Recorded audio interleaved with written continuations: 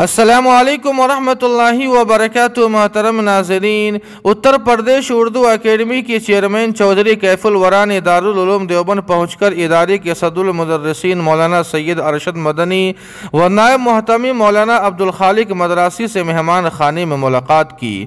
دوران گفتگو چیئرمین کیف الورا نے کہا کہ مدارس کو حکومت سے خوف زدہ ہونے کی کوئی ضرورت نہیں ہے۔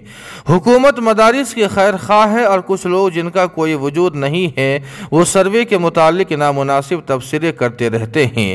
انہوں نے کہا کہ مدارس کے سروے کے دوران کسی قسم کی کوئی دشواری اور شکایت پیش آئی ہو تو بتائیے، میں بذات خود وزیر اعلیٰ کے سامنے اس مسئلے کو رکھوں گا۔ اردو اکیڈمی کے چیئرمین نے کہا کہ دارالعلوم دیوبند ایک عالمی تعلیمی ادارہ ہے جس کی روشنی دور دور تک پھیلی ہوئی ہے۔ میرا ماننا ہے کہ دارالعلوم دیوبند کے طلبہ دنیا بھر میں اپنی قابلیت اور لیاقت کی بنیاد پر ہندوستان کا نام روشن کر رہے ہیں۔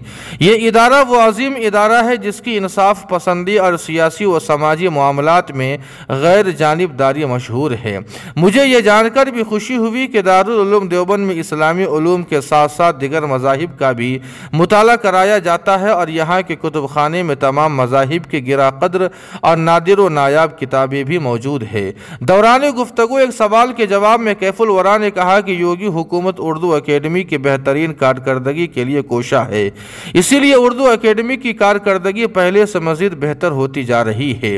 انہوں نے کہا کہ آئی کوچنگ سینٹر میں اب ہم نے طلباء کی تعداد کو 1.5 گنا کر دیا ہے، جبکہ لڑکیوں کی تعداد اب 16 کر دی گئی ہے، جبکہ پہلے دور میں یہ تعداد صرف 8 رہتی تھی۔ کیف الورا نے کہا کہ یوگی حکومت اردو کی ترویج و ترقی کے لیے اکیڈمی کو 7 کروڑ روپیہ سالانہ دیتی ہے۔ انہوں نے کہا کہ ہماری حکومت پر یہ الزام غلط ہے کہ ہم اردو مخالف ہے۔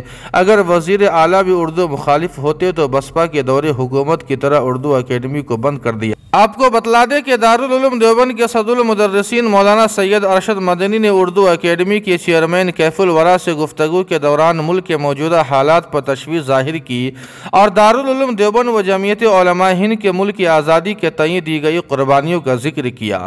انہوں نے کہا کہ جس طرح فرقہ پرستی بڑھ رہی ہے اس سے یہاں اقلیتوں کا بڑا نقصان ہو رہا ہے اور اس ملک کی سب سے بڑی اقلیت مسلمان ہے، اس لیے سب سے زیادہ نقصان بھی مسلمانوں کو ہی اٹھانا پڑ رہا ہے۔